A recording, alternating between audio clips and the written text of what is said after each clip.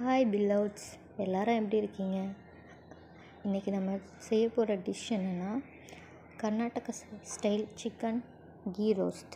அதுக்கு தேவையான பொருட்கள் தனியா, சீரகம், வெந்தயம், மிளகு எல்லாவற்றையும் நல்லா ட்ரை ரோஸ்ட் பண்ணிவிட்டு ஒரு பவுலில் மாற்றிக்கலாம்.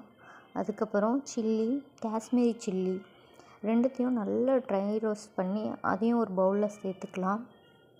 அதுக்கப்புறம் கார்லிக், நமக்கு தேவையான ஒரு 5-6 பல் கார்லிக், அதையும் நல்லா ட்ரை ரோஸ்ட் பண்ணி இது எல்லாத்தையும் மிக்சர் கிரைண்டரில் போட்டு கொஞ்சம் நம்ம புளி கரைச்சி வச்சுருக்கோம் அதையும் அது கூட கொஞ்சம் வாட்டரும் சேர்த்து நல்லா திக் பேஸ்ட்டாக அரைச்சி எடுத்துக்கலாம். அரைச்ச மசாலா நம்ம வாஷ் பண்ணியிருக்கிற சிக்கனில் பாதி அளவு மசாலா எடுத்து நல்லா மேரினேட் பண்ணி கொஞ்சம் நேரம் ஊற வச்சுக்கலாம்.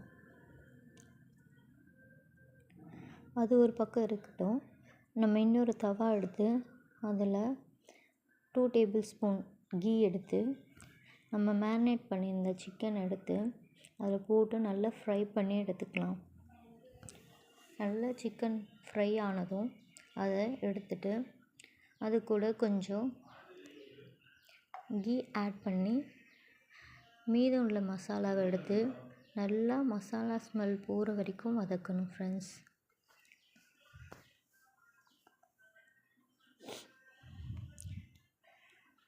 நல்லா மசாலா ஸ்மெல் போன பிறகு தேவையான அளவு உப்பு ஆட் பண்ணி அதையும் சேர்த்து நல்லா வதக்கணும்.